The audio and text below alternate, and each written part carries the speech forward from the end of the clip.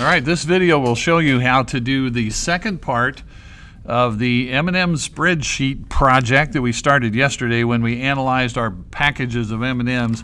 And this is where we're going to answer all the questions like, if you buy a bag of M&Ms, how many do you usually get? Is it very consistent? Are there always the same number in a bag of M&Ms, or does it change a lot? Is there a color that's more common than any other color? So we're going to look at all those kinds of things, and we're going to analyze some numbers. We got some numbers to work with. Here's what I did between yesterday and today when you did your bag of M&Ms. So I took everybody's actual numbers. These are your actual numbers, not your guesses. And I've got them all lined up here. Now, if somebody's name does not appear on the list, it's because they were not able to be here the day we did the M&Ms. And so I just have the people who are present and able to do it. But even if you're not present on the day that we're doing part 2 here, you can still do it, even if you weren't here for the actual M&Ms. All right, so excuse me, let's take a look at what we're going to do. Most of this is about plugging in calculations. We're going to make some calculations. And then you are going to have to pretty it up a little bit like we always do, but you don't have to do a lot there. So here's how this is going to go. Finn is up at the top of the list. This is alphabetical by last name, so it's arranged in that order. So Finn is up at the top of the list, and what we're going to do first is just figure out, okay, how many M&Ms did Finn get in his bag? Because one of the questions was, you buy a bag of M&Ms, how many do you get? All right, well, so let's just take those numbers. We'll select those numbers. Just click and drag and get all of Finn's M&Ms there. Go up to the little E thing and let's calculate a sum. Now it may look like it's going to be off here when it goes to put the formula in. It won't be, don't worry. So I'm just going to press enter, and I get the suggested autofill. Boom, boom, boom, boom, boom. So I'm just going to say yes, thank you very much. I'll take that. Don't worry about all these zeros down at the bottom. That's all going to change as we go, so don't worry about that. All right, look, there we go. Boy, now you can tell that if you buy a bag of M&Ms, you can certainly say, well, you're probably going to be somewhere in the 50s, right? And I'm kind of looking up and down a little bit, and we're going to find out for sure as we work through this, but I think Liv had more than anybody else. Liv had 59. And I'm kind of looking in here. I think I see a 54 here. Sierra had 54, and Jackson had 54, and Finn had 54. And I think that might be our lowest number. So it kind of ranges from 54 to 59, at least in the experiment that we did. I will tell you that in first hour, somebody got 61. Oh, my goodness. All right, so here's the next calculation we're going to make. We're going to move over here to cell B24. All right, so I'm just going to click right there, and let's take a look at what we're going to do. What I want to, where it says color total, I want to know if you took all these red M&Ms and added them up, how many would there be? And this is where it's nice to have the computer do the math for you. I don't want to do that in my head, and I don't really even feel like pulling out a calculator to do it. So it's going to be much easier if we just do this. Let's select the red M&Ms like that from Finn all the way down to Corbin, alphabetical order, remember. So I'm going to start up here at the 14 for Finn, and I'll drag down to the 11 for Corbin. I'll come up here and I'll ask for a sum. And again, it looks like it's going to put it in a really weird place, and I don't know what's going on with that, but don't worry, it won't. I'll just press the enter key. Now, this is a time where it's doing this suggested autofill, but that is not good. No, no, no, 1,000 times no. We do not want that to happen. So hit the X. Say, nope, I do not want that. Thank you very much. 173 red M&Ms. Now, really what we're about to find out is, was there a color that was more common than any other color? All right, well, here we go. So I'm going to grab the duplication handle and just pull straight across here, and bingo, there we are. Was there a color that was more common than any other color in our class? Well, it turns out in our class, it was red. Not by much, because look, brown had 167 and yellow had 164, but red had the most common, so it was pretty evenly matched between red, yellow, and brown, and then it kind of drops off for green and blue and orange. They were a little bit lower. So red certainly seems to be the winning color. All right, now I will tell you that in first hour it wasn't red, it was yellow. All right, averages are next, but we're going to have to do the averages a little bit differently. We can't just do that whole drag and just go to the list and ask for an average.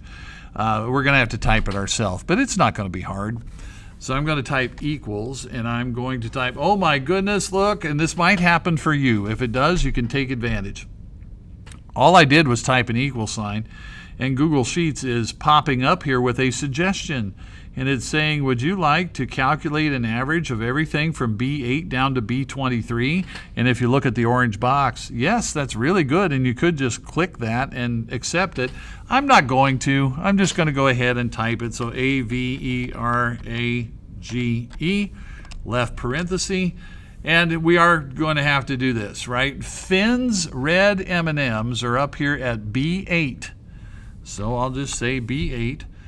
Now we need a punctuation mark, and this always is a colon. Shift right next to the letter L on your keyboard. It looks like double dots. And again, Google Sheets is trying to be really helpful and smart here, and it's saying maybe you want to go down to B23, and turns out that Google Sheets really is right. I do want to go down to B23, so I could click that and accept it, but I'll just type it, B23, and I'll close the parentheses, and I'll press the Enter key. And so this one popped up with 4 decimal places. Now I want to show you something, and this is kind of an option. If you like 4 decimal places and they're all showing up okay, then great. But right up here, there's a button that looks like it says 0.0 with a left arrow. And it says, the little pop-up says decrease decimal places. I could click a couple of times on that button up here, and I just took it down to 2 decimal places, which I think is what I'm going to do. Now, it's up to you. You could have 3 decimal places or 4 decimal places or as many as will fit. It's okay to have a different number of decimal places, but I'm going to put it on 2 because that's what I want. Now I'm going to take that and drag it across, all the way across. I'm going to duplicate, use the duplicate handle and drag it across. And now we're looking here at this number right here. It says 56.06. And if somebody were to come along and say, in your experiment, what was the average number of M&Ms in a bag? Right here you got your answer, 56.06. So if somebody said, how many do you usually get when you buy a bag of M&Ms? In our test, you could round it down. You could say, it's 56. Because on the average, that's what it was. Some were lower. We had some 54s. Some were higher. We had some 58s. I see Emma was in there with a 58 too. And Lily and Corbin, 58s. But we had a 59, right? Liv had a 59. So, all right. So now here's our next calculation that we're going to do. This. We're going to go click on cell B26. It says lowest right here, and we're going to click right there. And here's what I want to have the computer do. And remember, don't do this yourself. It would be easy enough to do it yourself, but don't do it that way. Make the computer do it. This is what I'm going to be grading. This is what I'm going to be checking. I want to tell the computer to go look at all the red M&Ms, everybody's red M&Ms, and find the smallest number in that set of numbers. Well, it's not hard. I'm pretty sure it's a 7 right there. Josiah had 7. I think that's it. I can find it. But I don't want to just type a 7 here. Don't do that. Here's what we're going to do. There's a way to make the computer do it. I'm going to type an equal sign. I'm going to type MIN. You might have seen it kind of flash on there. I think Google Sheets was trying to help me out. Right? So I'm going to say MIN. And again, it's trying to help me a little bit here. But I'm just going to do a left parenthesis. And it starts up with Finn's red M&Ms at B8. Put in the colon, and it goes down to Corbin's, which is B23, and close the parentheses. Now, I know it was suggesting in there. I'm just typing it because I want to type it. All right, so I'm going to press Enter right there, and it tells me it looked at all of those numbers, and it's telling me 7 is the lowest number of that set. So let's duplicate that over. Boom. And this does tell us that 54 was the lowest of the bags of M&Ms, and it was like Jackson and Sierra. Finn had 54. That was the lowest number in a bag. All right, now this is going to be very similar right here. We're going to do, if we go down to cell B27, we're going to have the computer go find the highest number. And we're going to start with just red M&Ms. I want to make the computer go look at all these red M&Ms and find, okay, what's the biggest number in that set of numbers? That is a whole list of numbers there. What's the highest one? And again, it's not hard to figure it out. It's 14. I can see it. But I want the computer to do it, and that's what I'm going to be checking and grading. So here's how you do it. Equals max, right? It's not a minimum, it's a maximum. We're looking for the highest number, the biggest number. So it's equals max, left parenthesis. And then it's going to be B8 colon B23, close parenthesis. So there it is. And I'll press enter. And so again, yeah, it found the biggest number that it located in all that set of numbers is a 14. Luca had it, Finn had it. All right, so there we go. So I'm going to click where it says 14, and I'm going to duplicate that over. Bingo. And again, over here, it's telling us that 59, that was Liv's bag of M&Ms, 59 was the highest number in a bag in our class. All right, one more to go, one more calculation to go. It's the range, and here's what the range is going to be. It's the highest minus the lowest right there. Highest minus lowest. And again, I know that the math is not hard. You already know that the answer is 7. But don't just type a 7 in here where it says range. It's going to work like, we're going to do a subtraction problem. We have done this before. We're going to go equals, and then I'm looking at that 14 for the highest number, and that's in B27. So I'm going to type B27, and it's going to be a subtraction problem. And I'm looking at that lowest number, that's 7, and that's in B26. So B26. So right there it is. Equals B27 minus B26. I'll press enter. The calculation is made. I will duplicate that over, and there we go. All right.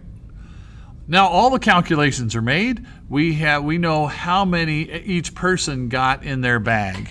We did that. That's a sum. We know how many red and green and blue and orange and yellow. That's a sum as well. We know how many of each color there were. And it turns out we had more red than anything else. We know the average number of each color. On the average, 10.81 red. And on the average in a bag, 56.06.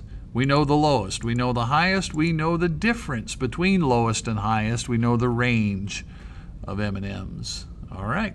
The only other thing you have to do, pretty it up a little bit, and I'm not going to be real picky about exactly how you do that. Work that however you feel you want to. I'm going to make a few changes, and I might take these names right here and right align those instead of left align them, so it kind of looks like that, but you do that however you want to do it. Whew, yay, it's done. Look. And when I grade it, I'm going to look at all the formulas. I should see formulas in there, right? That's going to be what I'm looking for. Okay, there's a keystroke I can do to look at that. I also want to point out that the handout that is posted for this assignment today is really very helpful, because it has all of the, here's a section on formulas, and it tells you, like, click in cell H8 and put this formula in there, and then duplicate it down for all the rows. This has the answers, folks. The handout has the answers. So if you're stuck, one way you can get help is look at the handout that I have posted on Google Classroom. The answers are right there. It tells you where to park your cell pointer and what to type for the formula and to duplicate it. All of the answers are right there. All right, all done. On you go.